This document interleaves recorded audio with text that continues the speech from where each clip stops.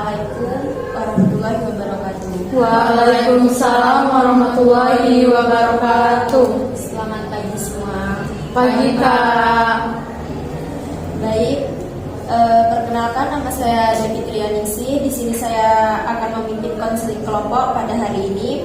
Mari kita mulai konseling kelompok ini dengan memperkenalkan satu persatu dari kalian. Silakan yang dari kanan saya.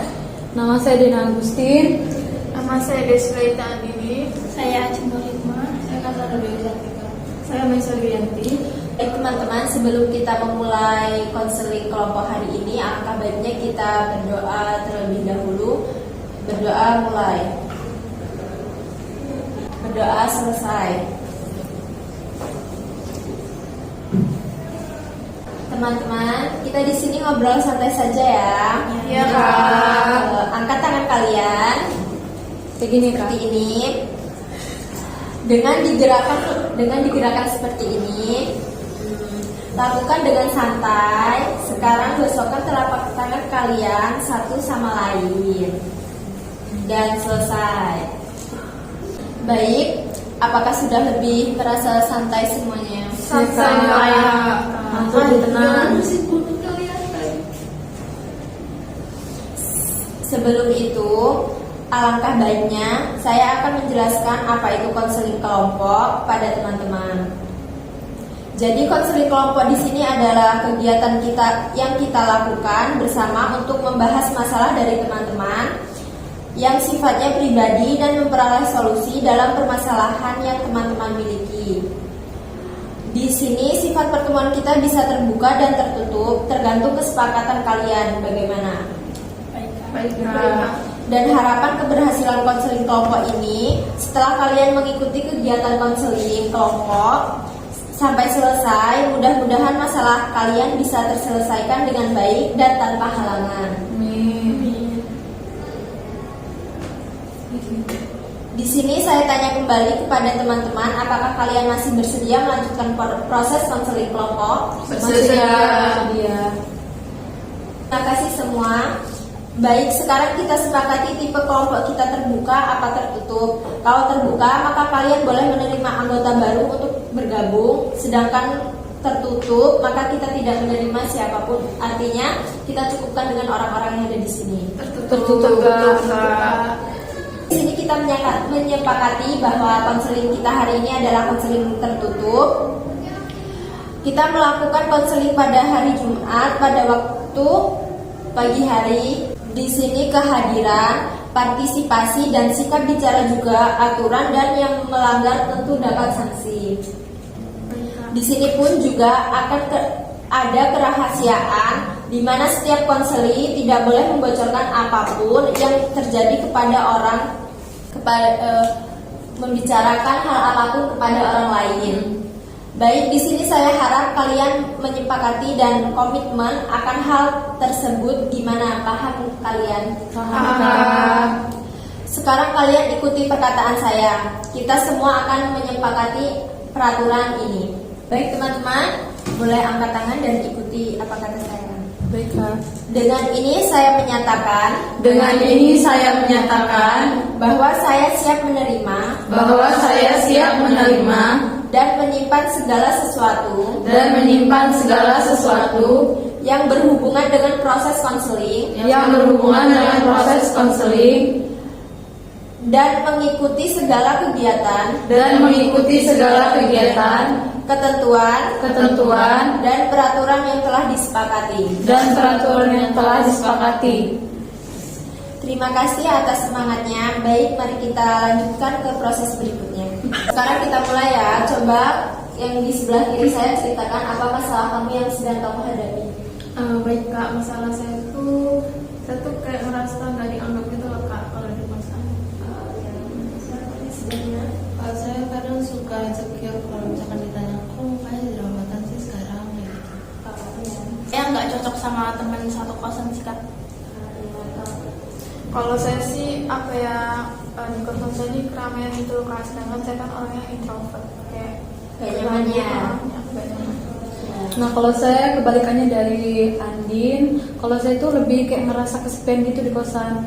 Nah karena saya ngerasa kesepian itu, jadi saya tuh malas gitu Kak mau ngerjain tugas gitu. Baik, kita terima semua masalah kalian ya. Di sini siapa yang setuju masalahnya diangkat? Masalah Dena aja Kak. Bagaimana Dena setuju? Setuju Kak. Boleh, kalau begitu silahkan ceritakan detailnya masalah Dena. Kan jadi gini Kak, kan saya ngekos. Nah, kebetulan saya tuh ngekosnya cuma ada 4 kamar di kosan itu. Nah, sama 4 orang itu saya tuh kayak belum terlalu kenal Kak, karena ya mereka tuh punya kesibukan masing-masing gitu. Jadi saya tuh benar-benar ngerasa di kosan tuh ngerasa sendirian gitu. Terus karena saya ngerasa kesepian, terus jadi saya malas ngerjain tugas. Jadi tugas itu kadang nggak saya kerjain, malah nggak pernah ngumpul tugas gitu. Karena saya nggak punya teman gitu buat ngajak saya ke, ayo sih ngerjain tugas gitu. Jadi di sini masalah Dena adalah tugasnya terbengkalai karena Dena merasa kesepian di kosannya dan tidak pernah akrab dengan teman kosan yang lainnya. Baik, apakah dari teman-teman semuanya ada yang mau bertanya atau mungkin memberi pendapat? Izin bertanya, sebelumnya Dena udah pernah menyapa atau kayak berteguran gitu nggak sih sama teman-teman sebelah yang ada di kosan gitu? Kalau menyapa tuh udah pernah. Kadang kan kalau ngejemur pakaian bareng gitu kayak nyapa Mbak gitu, terus ya udah kayak responnya mereka tuh cuma iya gitu. Jadi mereka tuh kayak nggak mau ngajak ngobrol duluan, padahal saya tuh kayak udah nyoba ngajak ngobrol duluan gitu, kayak nggak ada respon gitu. Jadi saya males. Bertanya Kak, kenapa Kak Dena nggak ngajak teman kampusnya ke kosan gitu biar bisa ngerjain tugas bareng? Kalau nggak misalnya makan-makan gitu di kosan kan jadinya ada teman.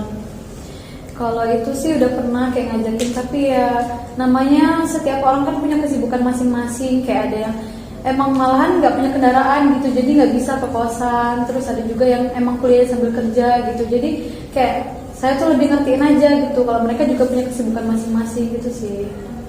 Tanya Kak, kenapa Dena ini nggak nyoba ngajak temen cewek yang lain gitu, misalnya ngajak ngekos bareng gitu biar nggak kesepian? Kalau dulu udah sempet pernah ngekos bareng sama teman, kebetulan juga sekelas malahan, tapi ya gitu karena saya ngerasanya nggak cocok karena berbeda pendapat gitu. Kayak dia tuh lebih males gitu, kalau misalnya saya nyapu dia nggak mau bantu beres-beres gitu. Jadi saya sekarang tuh kayak lebih baik sendiri gitu. Malah sendiri ngerasa kesepian. Bertanya Kak, waktu Dena ngerasa kesepian itu Dena ngapain aja itu di kosan? Apa yang Dena lakuin? Kalau saya ngerasa kesepian ya pasti saya kayak cuma scroll TikTok, dengerin musik, tidur, makan gitu-gitu aja sih kesehariannya. Kayak nggak pernah keluar gitu. Karena ya gitu kayak ngerasa nggak punya teman. Oke, di sini kan semua udah bertanya, Dena juga udah menjawab, teman-temannya juga udah ngasih saran. Karena Dena nggak pernah ngerasa cocok sama temannya, kan mungkin Dena juga kurang terbuka sama temennya, makanya temennya juga kurang nyaman ya, dan Dena juga. Kalau menurut saya solusi teman-temannya ini, Dena udah nemuin belum yang mungkin menurut Dena itu cocok tuh solusinya buat masalah Dena? Oke, karena kan menurut saya itu kan saya orangnya tertutup gitu Kak, jadi kayak susah berbaur sama orang gitu, kayak apa-apa tuh nggak mau cerita gitu, cukup saya sendiri yang tahu. Jadi mungkin kedepannya saya harus lebih terbuka gitu sama orang lain, biar orang tuh merasa nyaman juga sama saya gitu. Saran Kak, kalau menurut saya itu apa ya, kakak tuh terbuka boleh, tapi jangan terlalu percaya juga sama orang baru. Takutnya orang baru itu bakal ngecewain kakak gitu loh. Jadi kayak ya tahu dulu lah aslinya gimana gitu, baru kakak bisa terbuka kayak cerita ke dia tuh ke papa gitu. Oke. Kak, jadi Kak Dena misalnya Kak Dena tuh punya masalah, sebaiknya Kak Dena tuh lebih menceritakannya ke keluarga dulu, baru ke temennya gitu kan. Oke ya. Ini kan orangnya tertutup ya. Iya, Kak. Coba aja Dena itu nyari temen yang mungkin satu sefrekuensi, terus yang mungkin Dena bisa percaya, tempat curhat, tempat cerita kayak gitu. Oke, terima kasih buat saran-sarannya, saya terima. Dari sini, apakah Dena udah menemukan solusi? Kalaupun sudah, boleh ungkapkan solusinya kepada kami. Bagaimana solusi Dena? Setelah saya mendengarkan saran dan masukan dari teman-teman yang lain tadi, saya itu berpikir kalau saya tuh bakalan ya itu tadi terbuka, tapi saya tahu batasan, kayak harus tahu tuh saya mau cerita ke orang ini tapi saya harus tahu orang itu gimana gitu. Jadi nggak boleh asal memberi cerita gitu ke mereka. Terus juga saya bakalan coba dekat ke teman-teman yang lain gitu, kayak cari-cari teman, tapi teman yang baik gitu kan buat saya juga. Terus lebih akrab juga sama teman kosan gitu, biar nggak ngerasa kesepian lagi gitu. Terus biar semangat juga ngerjain tugasnya gitu kan. Oke, dan ya, hubung waktu kita terbatas, kegiatan konseling kelompok ini akan segera kita akhiri. Apakah ada yang ingin ditanyakan? Sudah cukup Kak. Namun, sebelum kita akhiri, saya ingin mendengarkan pesan dan kesan kalian setelah mengikuti konseling kelompok ini. Silahkan yang Di konseling kelompok ini kesan dan kesan saya adalah di sini kita banyak belajar, jadi terus dapat motivasi juga, dapat masukan dan saran dari teman-teman sekalian. Iya, betul. Ya setuju.